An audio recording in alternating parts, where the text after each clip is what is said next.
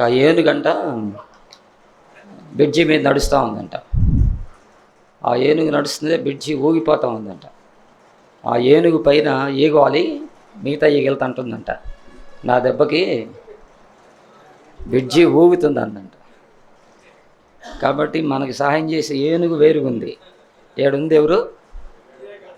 ఈగ కొట్టాలా ఏనుగు కొట్టాలా? చప్పట్లు చెప్పాలి నాకు. ఈగ కొట్టాలి ఏనుగు కొట్టాలి? అది మన ఈగ అంతే.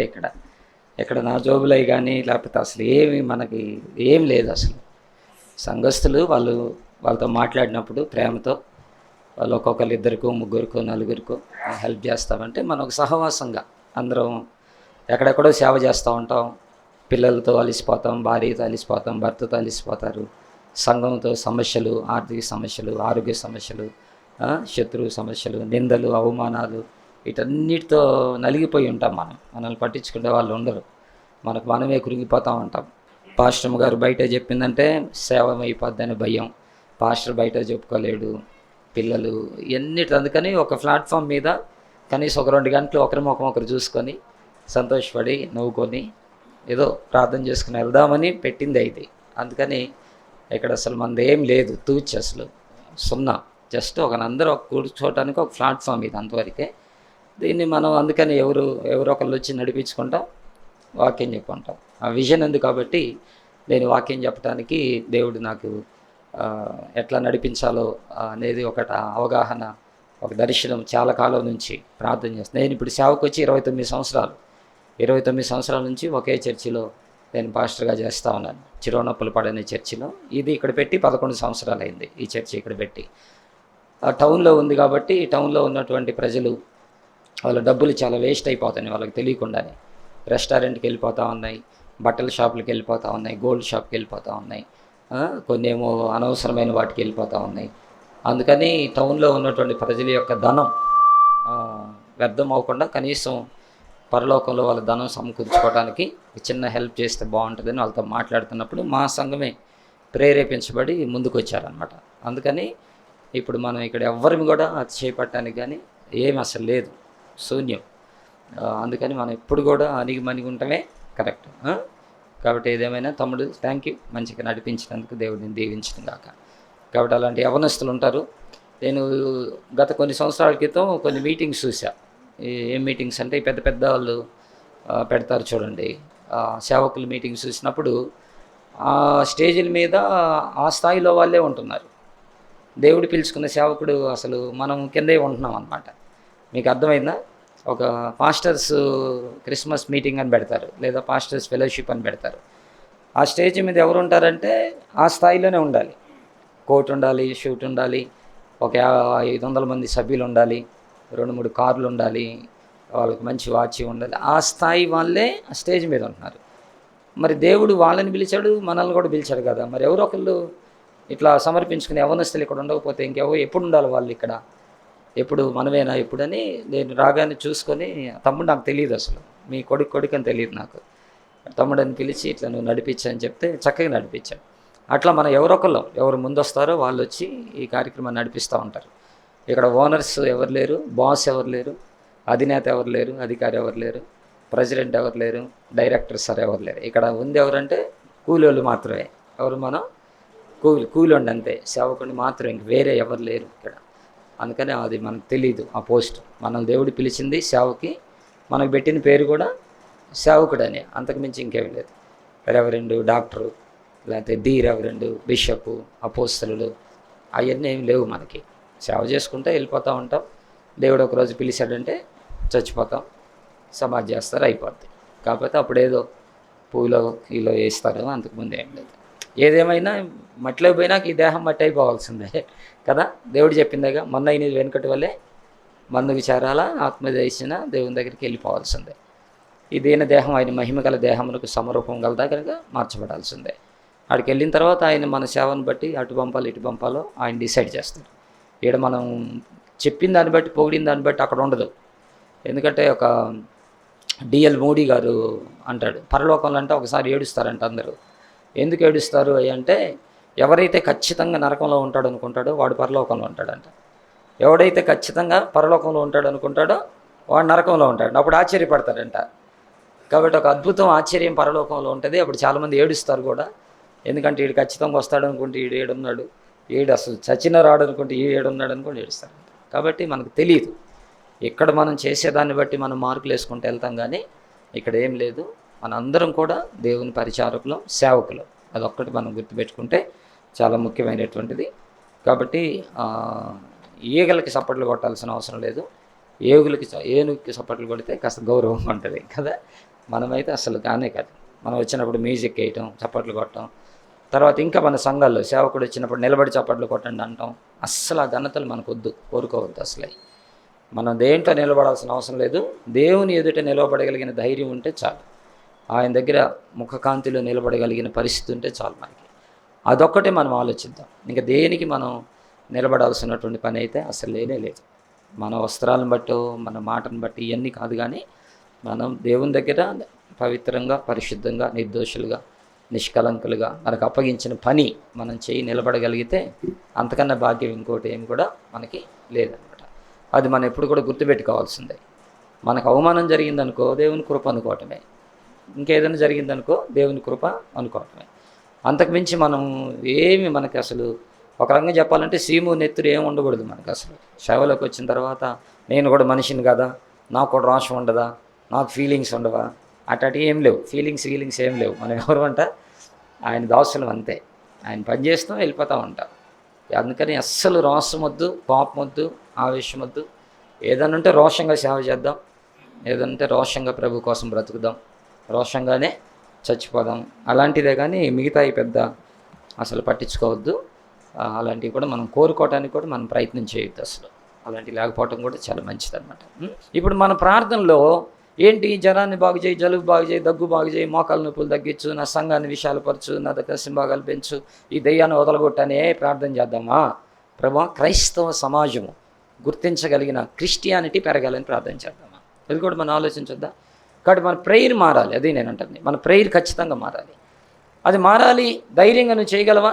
ఈరోజు నేను ఒక మాట అడుగుతున్నాను. ప్రభా, నా సంఘంలో ఉన్న యవనస్తులు, నా సంఘంలో ఉన్న కుటుంబాలు, నా సంఘంలో 50 మంది క్రిస్టియన్స్ అవ్వాలనే మాట నీ ప్రార్థనలో పలికే అర్హత, ఆధిక్యత మనకు ఉండగలిగిందా? మన బోధ కరెక్టే కాదనట్లేదు, నేనేం దాన్ని తప్పట్టట్లేదు, మన ప్రార్థన తప్పట్లేదు. కాబట్టి మన ప్రేయర్లో మాట చెప్పగలమా? ఇప్పుడు మనం ఏమంటాం, క్రిస్టియన్స్ కావాలి అంటున్నాం కదా. భారతదేశం క్రిస్టియన్ ఎవరు ఏందో ప్రార్థన చేస్తారు, క్రైస్తవ దేశంగా మార్చాలి ప్రభా, క్రీస్తు బిడ్డలుగా అన్నారు. మరి ఏది ఉందా? కాబట్టి మనము క్రిస్టియన్స్ అనేటువంటి మాటని పలకగలిగి ఉండాలి ప్రార్థనలో. అది పలకాలంటే మనం అయ్యి ఉండాలి కదా. అది కాబట్టి క్రైస్తవ సమాజం తయారవ్వాలంటే క్రైస్తవులు అవ్వాలి, ఆథరైజ్డ్గా అవ్వాలి. మన సర్టిఫికేట్స్లో రాయి. మన పిల్లలు సరిపోని మనకు తెలియదు, మన తల్లిదండ్రులు మనకి ఎస్ఏని రాశారు. నీ పిల్లలకి నీకు తెలుసు కదా, వాళ్ళకి ఎందుకు మనం పెట్టాం ఇండియన్ క్రిస్టియన్ అని? ఎందుకు పెట్టాం మనం? క్రిస్టియన్ రాద్దాం. ఉద్యోగంతో మనకేం పని, డబ్బుతో మనకేం పని, చదువుతో మనకేం పని? అది పోషించేది ఆయన కదా, అన్నం పెట్టేది ఆయన, నీళ్లు పోసేది ఆయన కదా. మనకి ఇంక పని ఏముంది? ఒకసారి ఆలోచించండి. మనకి ఏమీ ఉద్యోగం లేకపోయినప్పటికీ, బిజినెస్ లేకపోయినప్పటికీ, మన ఏ కూలి పనికి వెళ్ళకపోయినప్పటికీ దేవుడు మనకు 3 పూట్ల మనకి, మన పిల్లలకి, భార్యకి, భర్తకి అన్నం పెడుతున్నాడా లేదా? ఇంకేం మరి పెట్టుకోవడానికి క్రిస్టియన్ అని? చూసావా? రేషన్ కార్డు ఉంటే లేకపోతే మనకెందుకు అవన్నీ? వాళ్ళు ఇచ్చే కేజీ బియ్యం, లేకపోతే కేజీ పంచదార, కేజీ గోధుమలు మనల్ని బతికించట్లేదు కదా. దేవుని పిల్లలు, నీ సంఘం నిన్ను బతికి, నీ గొర్రెలు నీకు ఉన్ని ఇస్తుంది, నీ గొర్రెలు నిన్ను పోషించుకుంటాయి. కాబట్టి మనం క్రిస్టియన్స్, క్రైస్తవులు ఈ భారతదేశంలో క్రైస్తవులుగా మార్చబడాలనే ప్రార్థన మన జీవితంలో అవసరం అనేది అర్థం జ్ఞాపకం చేస్తున్నాం. తర్వాత ఆరాధన స్వేచ్ఛ. ఇప్పుడు ఆరాధన స్వేచ్ఛలు కట్ అయిపోయినాయి. ఇప్పుడు ఎంతవరకు అయిపోయిందంటే భారతదేశంలో చివరికి ఇంట్లో ప్రేయర్ జరుపుకుని వెళ్ళి కొట్టి ఆరాధనలు ఆపేస్తూ ఉన్నారు. కాబట్టి భారతదేశం మొత్తం మీద ఆరాధన స్వేచ్ఛ కలిగేటట్లుగా ప్రార్థన చేయాలి మన ప్రార్థనలో. ఈ పాయింట్లు చాలా అవసరమైనటువంటివి. ఆ తర్వాత హింస అనుభవిస్తున్నటువంటి సంఘాల కొరకు చాలా సంఘాలు హింస అనుభవిస్తున్నాయి. సిలువని ఈడ్చిపడేస్తున్నారు, బైబిల్ గాలి చేస్తూ ఉన్నారు, గోడలు పడగొడతా ఉన్నారు, కిటికీలు ఇరగొడతా ఉన్నారు, నిప్పు పెట్టేస్తూ ఉన్నారు, ఈడ్చుకొని లాగి కొట్టేస్తూ ఉన్నారు, సందాబుడ్డీలు పగలగొడుతున్నారు, కంజీళ్ళు పగలగొడుతున్నారు, కాలు కంటలు ఇరగొడతా ఉన్నారు. కాబట్టి హింస పొందుతున్నటువంటి సంఘాలు మన ప్రార్థనలో జ్ఞాపకం వస్తున్నాయా? అవి మనం వాట్సాప్లో అందరూ షేర్ చేస్తూ ఉన్నాం కదా. కానీ మోకరిల్లి ఏ సంఘంలో పాస్టర్ని కొట్టారో, ఏ సంఘముని పడేశారో, ఏ గోడలు ఇరిగిపోయినాయో, ఏ కాళ్ళు ఇరిగిపోయినాయో, ఏ తలకాయ రక్తం గారుతుందో అలాంటి సంఘాల కోసము మన సంఘాలని ప్రేరేపించి మోకాళ్ళుని ప్రార్థన చేయించగలుగుతూ ఉన్నాం. మనం వాట్సాప్ షేరింగ్ ఉంది, లేదంటే ఫేస్బుక్ షేరింగ్ ఉంది, లేదా యూట్యూబ్ షేరింగ్ ఉంది. దాని మీద మనం డిస్కషన్స్ ఉన్నాయి, కానీ మోకరించి ప్రార్థన చేసేటువంటి దాంట్లోకి మనం వచ్చామా? తర్వాత సంఘాల్లో మినిస్ట్రీస్లో ఐక్యత కొరకు మనం ప్రార్థన చేయగలుగుతున్నామా? ఐక్యత కొరకు ప్రసంగాలు చేస్తూ ఉన్నాం మనం కదా. సహోదరుల ఐక్యత కలిగి ఉండటం మంచిదని, అలాగే ఎఫెసీ పత్రిక 4లో ఆత్మ కలిగించి ఐక్యతనే కాపాడుకోవాలని, మనందరం క్రీస్తు దేహమైన సంఘమని. ఓకే, అవన్నీ బట్ ఐక్యత, మినిస్ట్రీస్, సంఘాలు వీరి మధ్య ఐక్యత ఉండేటట్లుగా మనము ప్రార్థన చేయగలుగుతున్నామా? మన మెయిన్ మన యొక్క సంస్థని డెవలప్ చేసుకుందాం, మన డినామినేషన్ డెవలప్ చేసుకుందాం, మన సంఘాన్ని డెవలప్ చేసుకుందాం అనే మాటలు ఎక్కువ వినబడుతున్నాయి, కానీ సువార్తని, ఆత్మల రక్షణని, ప్రభు రాజ్యాన్ని విస్తరింపజేద్దాం అనే మాటలు అసలు వస్తున్నాయా? పదాలు వస్తున్నాయా? ఎప్పుడన్నా చూడండి, మనకంటూ ఒక మ్యాండేటరీ ఉంటుంది, మనకంటూ ఒక అజెండా ఉంటుంది. మన ఆర్గనైజేషన్ ఏంటి, మన డినామినేషన్ ఏంటి? Baptist denomination. ఆ బ్యాప్టిస్ట్ డినామినేషన్ అనే సూత్రాలను పెట్టుకొని వెళ్తున్నాం, కానీ అసలు వాక్య సూత్రాలను పెట్టుకొని వెళ్ళగలుగుతున్నామా? ఒకసారి మనం ఆలోచించాలి కదా. కాబట్టి ఆ బంధకాలు, ఆ కట్లు, ఆ సంఖ్యలు తెగిపోయేటట్టుగా మనం ప్రార్థన చేయాల్సినటువంటి అవసరం ఉందని కూడా జ్ఞాపకం చేస్తున్నాం. తర్వాత మాదక ద్రవ్యాలు భారతదేశంలో ఎంత విస్తృతంగా అయిపోయిందంటే 1 కోటి మంది ప్రజలు మాదక ద్రవ్యాల మత్తులో మునిగి తేలుతూ ఉన్నారు. 1 కోటి మంది ప్రజలు, ఒకళ్ళిద్దరు కాదు. యవనస్తులు, 16 సంవత్సరాల లోపు పిల్లలు, ఆడపిల్లలు, మగపిల్లలు, కాలేజీ, యూనివర్సిటీస్కి వెళ్ళే వాళ్ళు 1 కోటి మంది భారతదేశంలో మాదక ద్రవ్యాలతో, మత్తు పదార్థములతో వారి జీవితాలను చిన్నాభిన్నం చేసుకుంటే దైవ సేవకుడిగా మనకు అవి కనబడుతున్నాయా? మన ప్రార్థనలు ఈ పాయింట్లు ఉన్నాయా? మనం చాలా ప్రార్థనా పరులం కదా. మన ఫ్లెక్సీలు ఉంటాయి కదా, ప్రార్థనా వీరుల సమావేశాలని, ఉపవాస ప్రార్థనలు 21 రోజులని. ఈ మాదక ద్రవ్యాలతో 1 కోటి మంది బంధించబడ్డ సంగతి నీకు తెలుసా? నీ సంఘంలో లేకపోవచ్చు, నీ ఊర్లో లేకపోవచ్చు, నీ దేశంలో ఉన్నారు, అది మర్చిపోవద్దు. వారి సంగతి ఎవరు? వారిని ఎవరు పట్టించుకోవాలి? ఎండిపోయిన ఎముకల సంగతి ఎవరు పట్టించుకోవాలి? నా పని కాదులే అనుకుందామా? సో మాదక ద్రవ్యాలని కానీ సారాయి తాగే వాళ్ళు లేరా నీ సంఘంలో? పొగాకు తాగే వాళ్ళు లేరా నీ సంఘంలో? పాన్ పరాగులు వేసుకునే వాళ్ళు లేరా? అది కూడా మాదక ద్రవ్యమే కదా, అది కూడా మత్తు పదార్థమే కదా. కాబట్టి వాటి సంగతి ఏంటి మన ప్రార్థనలో? చూడండి, ఈరోజు మనం ఎంత వెనకబడిపోయామని గమనిస్తూ ఉన్నాను. ఈ 7 నెలల నుంచి గమనిస్తూ ఉన్నాను. ప్రార్థనలో ఏ రోజన్నా మాదక ద్రవ్యాల గురించి వస్తుందంటే లేదు. ఏ రోజైనా క్రైస్తవ్య విస్తరణ గురించి వస్తుందంటే మన ప్రార్థనలో లేదు. మన ప్రార్థనలో రవి పాస్టర్ గారిని దీవించు, మార్టిన్ చర్చిని దీవించు, మా సంఘాలను దీవించు. ఏం చేసుకుంటావు? దీవించబడి ఏం చేసుకోవాలా? ఏం దీవెన కావాలా? ఇల్లా, కారా, ఉంగరమా, చైనా, ఫ్లాట్లా, పొలమా? ఏం కావాలి చెప్పండి? దీవెన. ఏం దీవెన? అసలు దీవెన అంటే ఏంటి? దీవించు అంటే ఒక ఫ్లాటు, లేకపోతే 2 ఫ్లాట్లు, ఒక 3 అంతస్తులు ఇల్లు, కొడుకు ఒక ఉద్యోగము, కోడలకు ఒక ఉద్యోగము, కూతురికి ఒక ఉద్యోగము, పెళ్ళి అవ్వగానే వాళ్ళకి పిల్లలు, ఆ తర్వాత ఒక మంచి కారు, ఒక మంచి బైకు, ఇంట్లో ఏసీ, ఇంట్లో ఫ్రిడ్జ్, ఇంట్లో వాషింగ్ మిషను, ఇంట్లో ఎయిర్ కూలరు, డబుల్ కాట్ మంచము. మనకెందుకు అయ్యి అసలు? చాప మీద పడుకుందాం, తాటాకుల్లో ఉందాం, వదిలిపెట్టి పోవాల్సిందే కదా. వాటి గురించి అసలు ధ్యాస ఎందుకు మనకి? ఒకసారి ఆలోచించండి. సేవకులుగా మనం అట్లనే ఉన్న సేవకుల గురించి ఏం విమర్శించాల్సిన అవసరం లేదు. అది వాళ్ళ ఇష్టం. దేవుడు ఇస్తాడో లేదో వాళ్ళే సంపాదించుకున్నారో అది వేరే విషయం.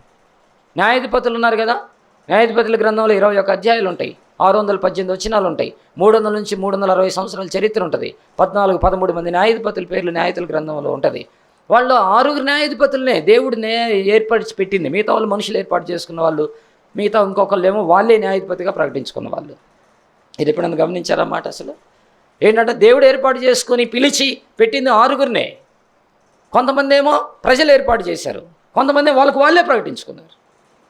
6వ న్యాయాధిపతి అభిమేలెకు ఉంటాడు, గిద్యోను యొక్క ఉపపత్ని కొడుకు, తనకు తనే న్యాయాధిపతిని ప్రకటించుకున్నాడు. గిద్యోను కొడుకుల్ని 70 మందిని ఒకే రాతి మీద చంపేస్తాడు.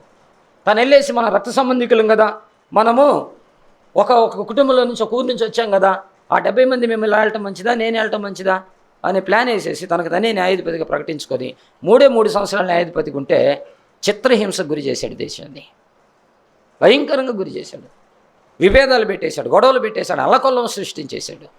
బైబిల్లో రాయబడింది, యెహోవా అతని మీదకి దురాత్మను పంపించనని రాయబడింది. ఇప్పుడు చదివారా? తనకు తనే ప్రకటించుకున్నాడు. కాబట్టి వాళ్ళే సంపాదించుకునే సేవకులు ఉంటారు, దేవుడిస్తే వచ్చే సేవకులు కూడా ఉంటారు. కానీ వాళ్ళ గురించి అనట్లేదు నేను. మన ప్రేయర్లో ఆ గిద్యోను చిన్న కొడుకు తప్పించుకొని పోతాడు, యోతాము అని ఆయన. అప్పుడు ఆయన వచ్చి అంటాడు, యెహోవా మాట వినటం మంచిదా, నా మాట వినటం మంచిదా అని చెప్పి ఆయన విషయాన్ని బయలుపరిచి ఆయన సత్యాన్ని నడిపించి కొంత దూరం తీసుకొని వెళ్తాడు. కాబట్టి దేవుడు పెట్టిన న్యాయాధిపతులు ఉన్నారు, వాళ్ళే ప్రకటించుకున్న వాళ్ళు ఉన్నారు, ప్రజలు న్యాయాధిపతిగా కోరుకున్న వాళ్ళు కూడా ఉన్నారు బైబిల్లో. అట్లానే ఇప్పుడు మన జీవితంలో కూడా ఏంటంటే, మాదక ద్రవ్యాలతో కోటి మంది భారతదేశ ప్రజలు నలిగిపోతూ ఉంటే, మన సంఘంలోనే 2-3 తాగుబోతులు ఉంటే, మన సంఘంలోనే పాన్పరాగులకు బానిసలైపోయి ఉంటే, ఆ మత్తు పదార్థంలో ఉన్నవారు విడిపించబడటానికి మన ప్రార్థనలో పాయింట్ రాగలుగుతుందా? అది ఇంకా ఇలా చెప్పుకుంటూ పోతే చాలా విషయాలు కనబడతాయి. ఇంకా పిల్లలు అక్రమ రవాణా మనకు జ్ఞాపకం రావట్లేదా? సండే స్కూల్ నడిపిస్తున్న మనకి మన పిల్లల్ని చూస్తున్నప్పుడు, నీ ఇంట్లో ఎదుగుతున్న నీ మనవరాల్ని, నీ మనవళ్ళని చూసినప్పుడు, లేదా నీ కొడుకుని, నీ కూతుర్ని చూసినప్పుడు, ఆ సండే స్కూల్కి వచ్చిన సండే స్కూల్ పిల్లల్ని చేసినప్పుడు, భారతదేశంలో ఎంతోమంది చిన్నపిల్లలు అక్రమ రవాణాకు గురైపోయి సెక్స్ వర్కర్స్గా అమ్మేయబడతా ఉంటే మనకు గుర్తు రావట్లేదా? ఎవరు చేయాలి ఈ ప్రార్థన? దేవుడు పిలుచుకుంది మనల్ని విడిపించడానికి కదా. మన ప్రేయర్లో మార్పు రావాలి బ్రదర్స్, మన ప్రేయర్లో మార్పు రావాలి. చూడండి ఏం రాశాడు. ఇది ఎవరి కోసం? మన కోసం కదా.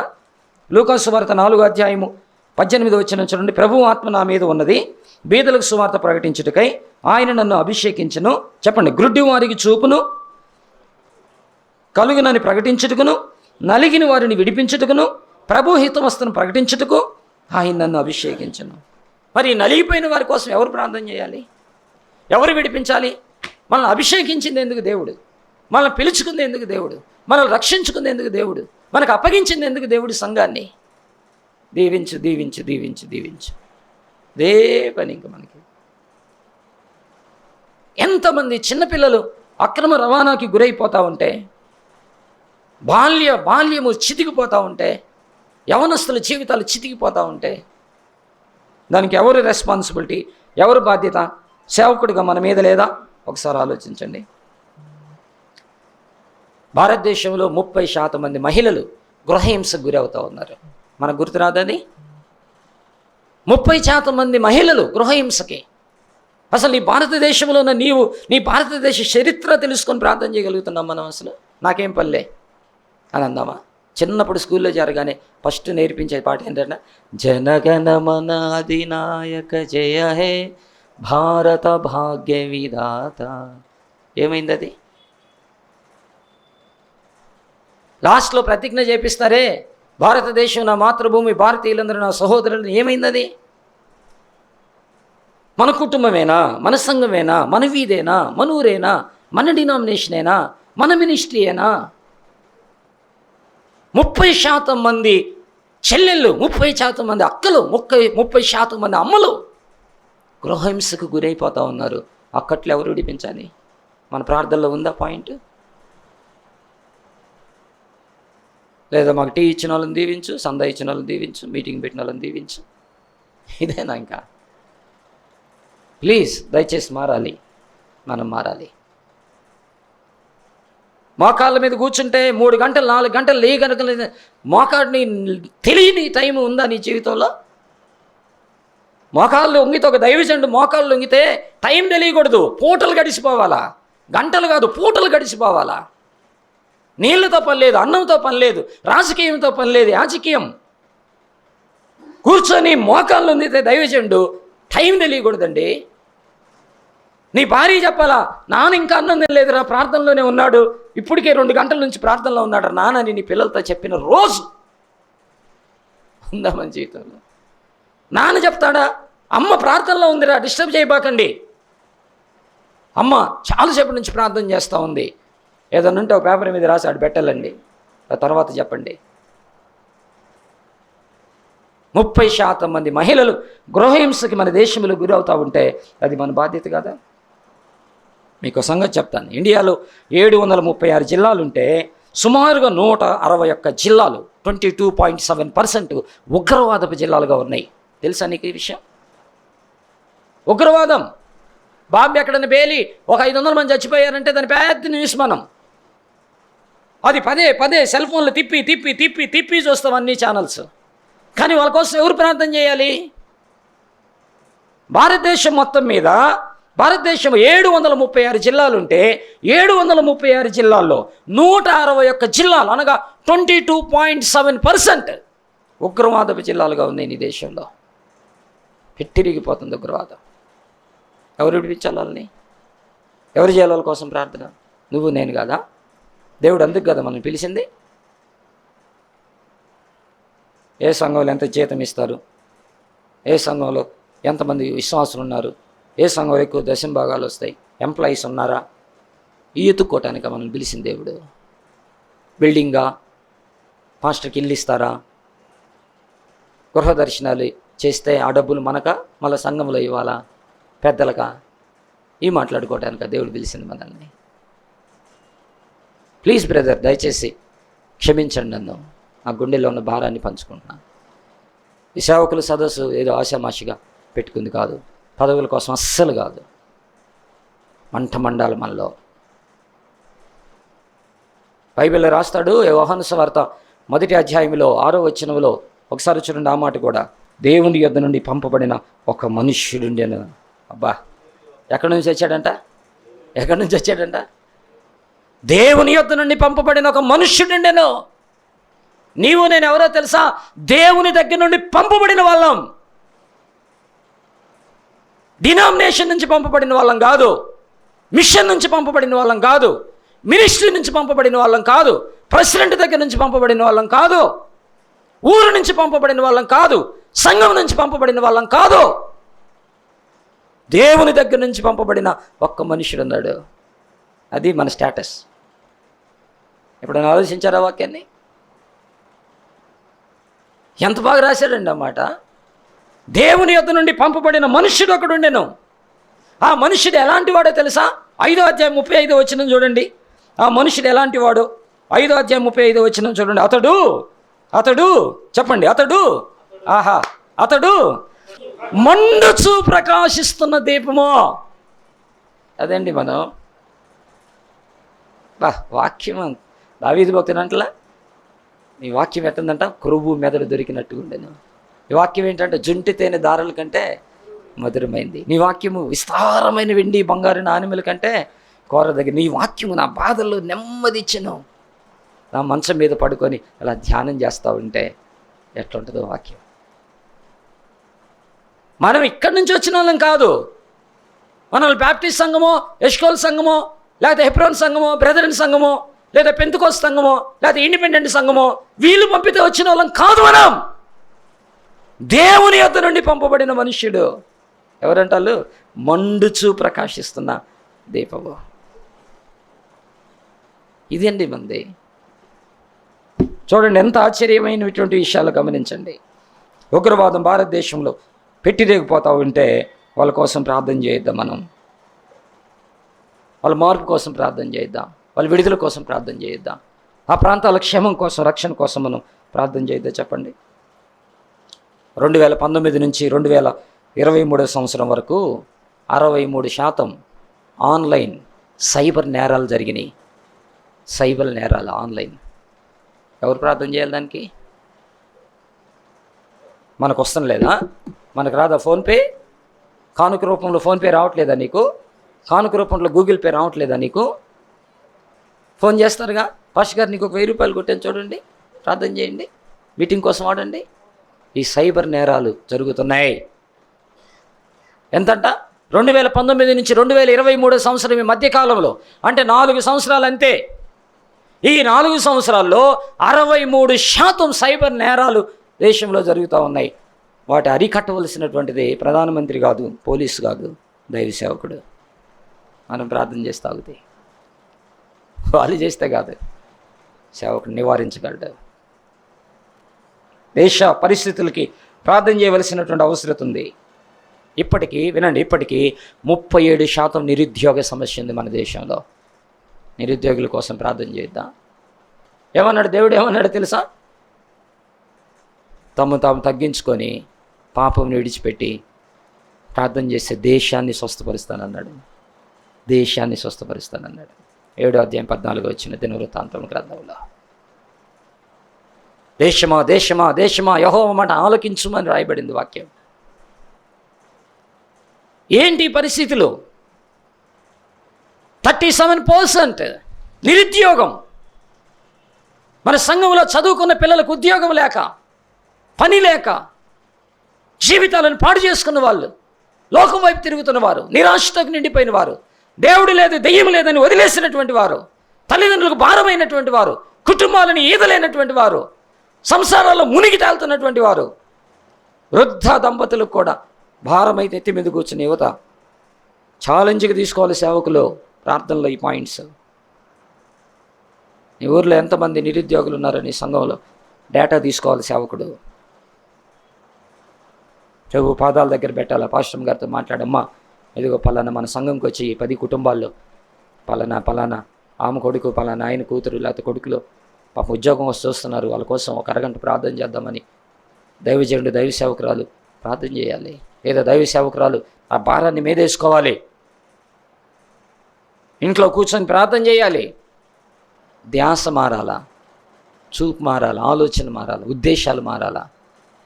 మన దేశంలో అంతమంది సమస్యతో ఉంది. 77.71% ఎడ్యుకేటర్స్ ఉన్నారు అంటే చెప్పండి ఇంకెంతమంది లేరు? దాదాపుగా 77 అంటే 22.3% ఇల్లిటరేట్స్, విద్య లేని వాళ్ళు ఉన్నారు. వాళ్ళ కోసం మనం ప్రార్థన చేద్దాం. ఈ పని మనకెందుకంటారేమో, అది అక్కడ బోర్డుని చూడండి. విలియం కేరీ గారు 264 సంవత్సరాలు ఆయన పుట్టి 264 సంవత్సరాలు. ఆగస్టు 17వ తారీఖున ఆయన జన్మించాడు ఇంగ్లాండ్ దేశంలో. ఆ నుంచి భారతదేశానికి వచ్చాడు. 41 సంవత్సరాలు భారతదేశంలో సిరంపూర్, కలకత్తా దగ్గర సేవ చేశాడు. ఆ సేవ చేసినప్పుడు ఆయన ఏం చేశాడో తెలుసా?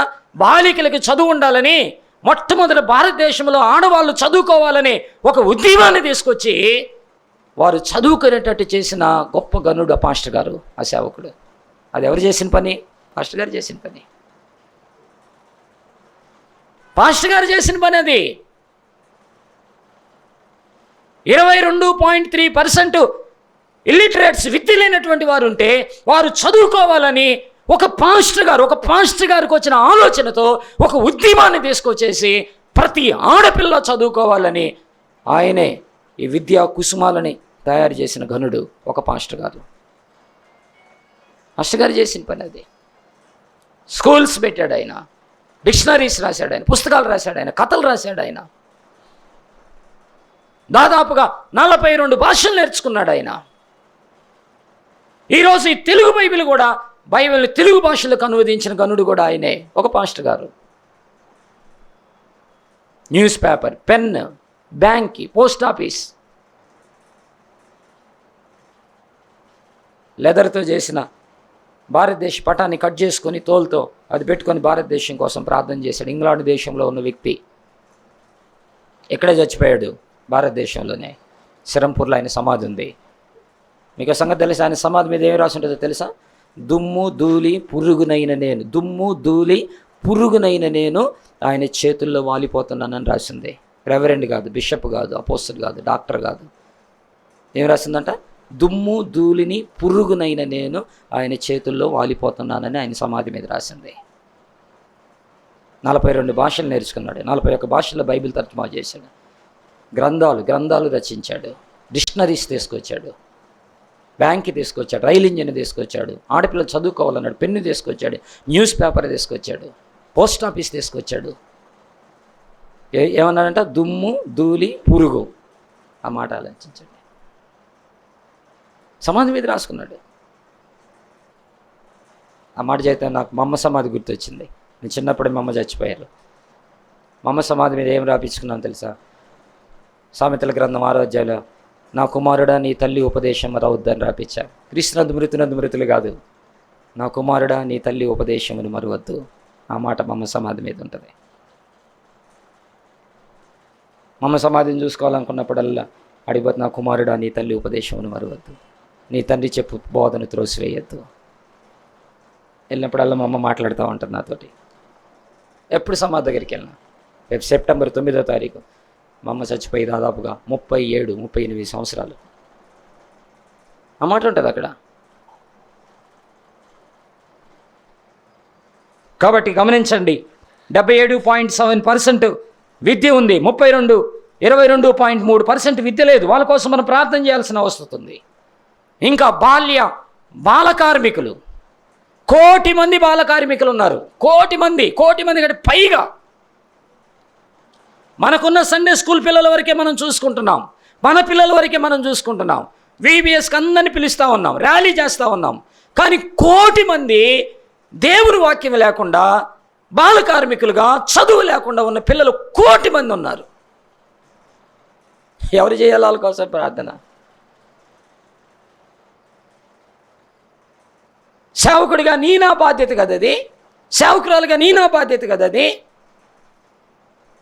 మన పిల్లల్ని మోకరింపజేసి మన పిల్లలకి చెప్పాలి, నానా మీలాంటి వయస్సు కలిగినటువంటి పిల్లలు 1 కోటి మంది బాల కార్మికులుగా ఉన్నారా, ప్రార్థన చేయండి. నీ కూతురికి నీ కొడుక్కి చెప్పాలి మనం. పిల్లలు ప్రార్థన వింటాడు కదా, మాట్లాడగలిగి ఉండాలి. బాల్య వివాహాలు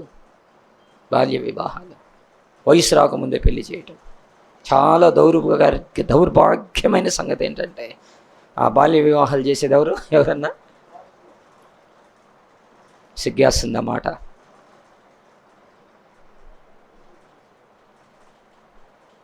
ఆ పిల్లకు వయసు రాకముందే నువ్వు ప్రార్థన చేసి తాళి కట్టిస్తున్నావంటే ఎంత దారుణం ఒకసారి ఆలోచించు. ఏమిస్తారండి వాళ్ళు మనకి? 3,000 ఇస్తారా? 5,000 ఇస్తారా? మీకు సంగతి చెప్తాను. నాకు 2014లో మ్యారేజ్ లైసెన్స్ వచ్చింది. 2014 అంటే ఇప్పటికి 21 సంవత్సరం 22 సంవత్సరాలు నాకు మ్యారేజ్ లైసెన్స్ వచ్చి. మీకు సంగతి చెప్పమంటారా? 100 పెళ్ళిళ్ళు కూడా చేయలే నేను ఇప్పటికీ. 100 కూడా చేయలే. 2014లో వచ్చింది. లేచిపోయేస్తే పెళ్ళి మనమే, ప్రేమించుకున్న వాళ్ళకి పెళ్ళి మనమే, బాల్య వివాహాలకి మనమే, అక్రమాలకి మళ్ళీ మనమే, చీకట్లో చేసేది మనమే, తల్లిదండ్రులు లేకపోయినా పెళ్లి చేయటం. డబ్బిస్తే చాలు. ఇంకా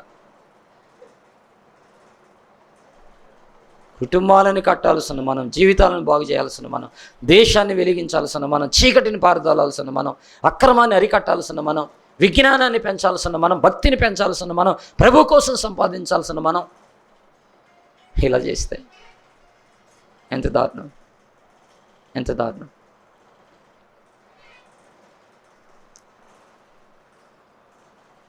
చాలా ఘోరమైనటువంటి విషయాలు.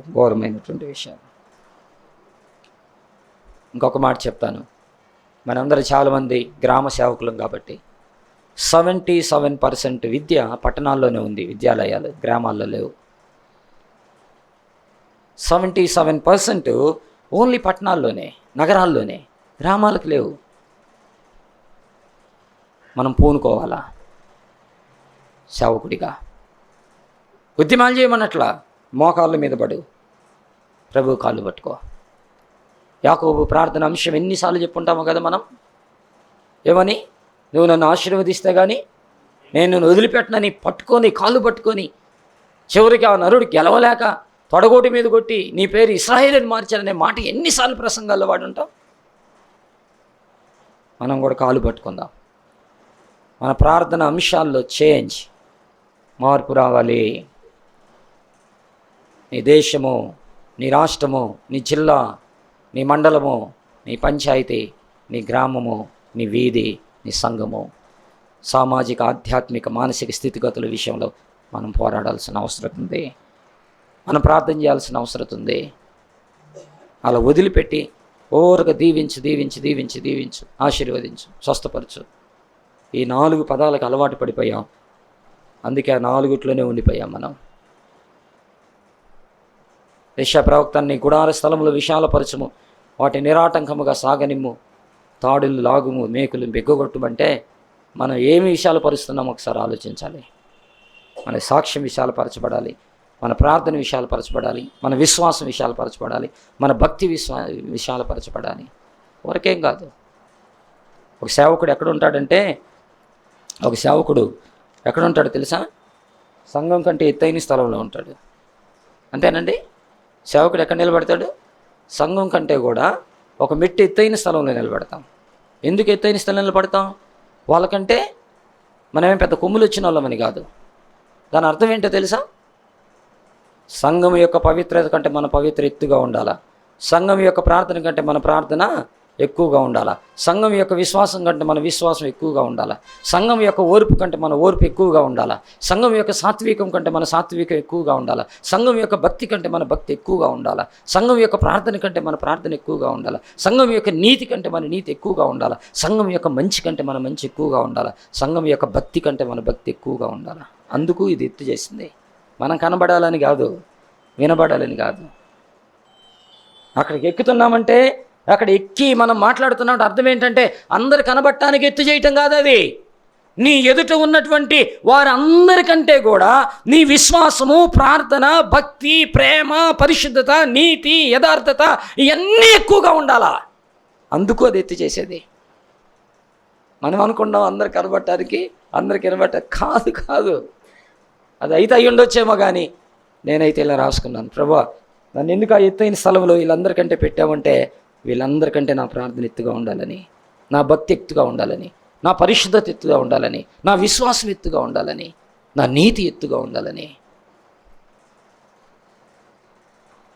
నెహెమ్యా గ్రంథంలో రాయలేదా మాట? 8:4-5 వచనాలు చదవండి ఒకసారి. అంతటా శాస్త్రీయగు ఎజ్రా ఆ పని కొరకు కర్రతో చేయబడిన ఒక పీఠ మీద నిలవబడిను.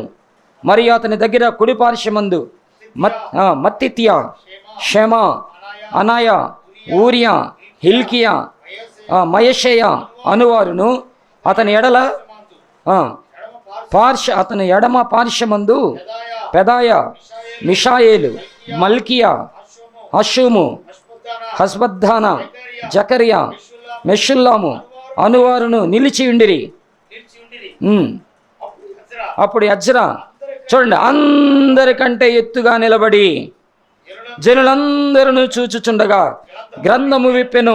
విప్పగానే జనులందరూ నిలవబడిరి, అందరికంటే ఎత్తుగా. అది మనకి ఆ పుల్పిట్, ఆ స్టేజి, ఆ డయాస్. మన కోటినో, మన టైనో, మన ఉంగరాన్నో, మన వాచినో, మన చైన్నో, మన మైకినో, మన ఫేస్ను చూపడానికి కాదు. అది అందరికంటే ఎత్తుగా, అంటే మన ముందున్న వాళ్ళందరికంటే మన భక్తి జీవితం ఎత్తుగా ఉండాలా. అది మర్చిపోవద్దు. ప్రభువా కనికరించయ్యా, కనికరించయ్యా. మా ప్రార్థనలో మార్పు రావాలా, కనికరించయ్యా. అయ్యా కనికరించయ్యా. ఎన్ని విషయాలు మేము ప్రార్థన చేయకుండా ఆపేశాం తండ్రి. ఎప్పుడు చూసినా జబ్బుల గురించి, దీవెన గురించి, డబ్బుల గురించి, దీవెన గురించి, డబ్బుల గురించి. ఇదే మా ప్రార్థన. ఒక దైవజనుడిగా 3 గంటలు, 4 గంటలు, 5 గంటలు ప్రార్థనలో గడిపే అనుభవంలోకి మేము రావాలి తండ్రి. అయ్యా రిట్రీట్లో ఉంటున్నాం, మీటింగుల్లో ఉంటున్నాం ప్రభా, ప్రయాణాల్లో ఉంటున్నాం, నిద్రలో ఉంటున్నాం, కానీ ప్రార్థనలో ఉండలేకపోతున్నాం ప్రభా. క్షమించండి. ప్రార్థనలో ఉండలేకపోతున్నాం. పాస్టర్మలు ప్రార్థన చేసే దైవ జనరాలుగా చేయండి తండ్రి. సేవకుడి సేవకి వెళ్ళినప్పుడు సంఘం కోసం, కుటుంబాల కోసం, నిరాశ నిస్పృహలతో నలిగి కృంగి వ్యాధిగ్రస్తులైన వారి కోసం సేవకురాలు కన్నీటితో మొరపెట్టుకుంటే సేవకురాలని చేయండి ప్రభా. బట్టలు, తిండి, ఆస్తి, అధికారాలు, అంతస్తు, వస్తువులు, ఉంగరాలు, అది మా పని కాదయ్యా, అది మా పని కాదు. వాటితో మాకు పనే లేదు ప్రభా. మా పని ఏంటో మాకు అర్థమవటానికి సహాయం చేయండి ప్రభా. దయ చూపించండి తండ్రి. అయ్యా నా దేశం తండ్రి నాయన, అయ్యా 22-32% చదువు లేకుండా ఉంది ప్రభా, కనికరించి.